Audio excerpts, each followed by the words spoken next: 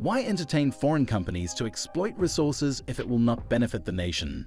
There is no value in allowing them to profit while harming the environment and displacing locals.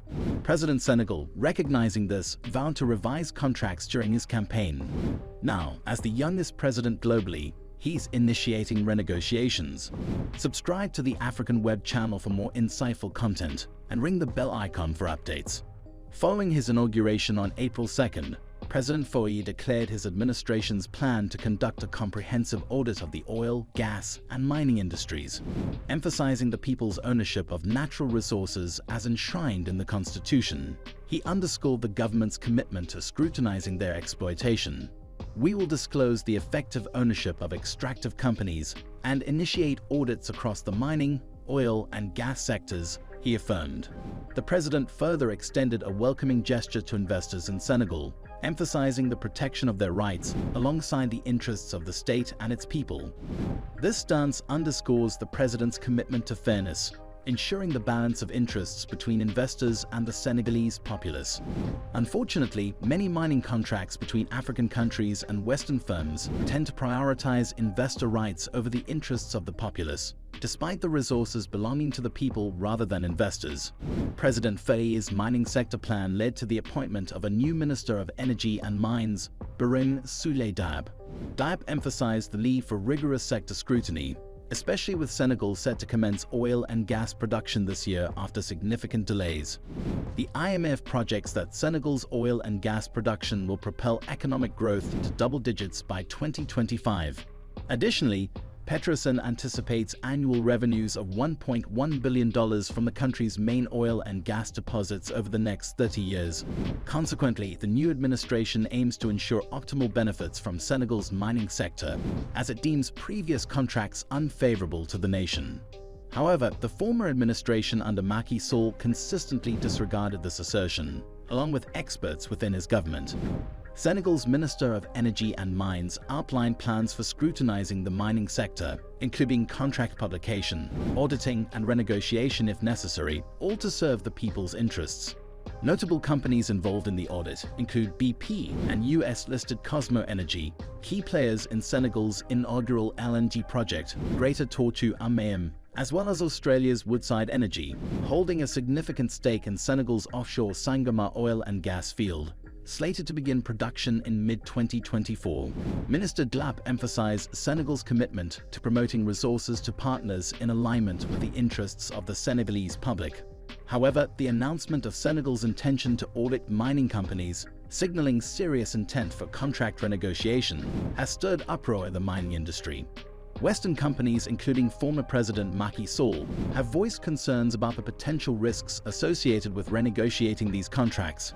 One of the initial companies expressing concerns is Australian-based Woodside Energy, operating in Senegal's Sangomar oil field alongside Petrosen, the national oil company. According to company spokesperson Christine Forster, Woodside Energy acknowledges government's authority in shaping oil and gas development regulations. However, Forster emphasizes the importance of partnerships, contract sanctity, and investment certainty for successful outcomes. Essentially, Woodside Energy suggests that Senegal's oil and gas sector can thrive under President Faye's administration by maintaining existing contracts, which prioritize company interests over national benefits to ensure investor confidence. Woodside Energy's statement can be interpreted as a veiled threat aimed at pressuring the Senegalese government. Former President Macky Sall, in a March 19th interview with Bloomberg, expressed skepticism about renegotiating contracts, suggesting it could be disastrous for Senegal. However, questioning how renegotiating mining contracts could be detrimental to Senegal's interests raises concerns about whether resources truly benefit the people or Western companies. This skepticism is warranted given Sall's ineffective infrastructure-focused strategy during his presidency, which left President Faye to address issues of unemployment and rising living costs. Ibrahima Bassirou, former communications manager of Petrosen and an oil expert, has voiced concerns about the risks associated with renegotiating mining contracts. He highlights that oil contracts typically lack explicit renegotiation clauses, instead focusing on dispute regulation, limiting renegotiation possibilities. Drame cited the example of the Greater Tortue Ahmeyim liquefied natural gas field jointly developed by Senegal, Mauritania, and several energy companies. He notes the complexity of renegotiating contracts involving multiple parties and underscores potential risks to Senegal's investment reputation. However, he notes that renegotiation may be simpler for less advanced fields like the Yakar-Teranga gas field in Senegal, which is still in the development phase with minimal prior investments.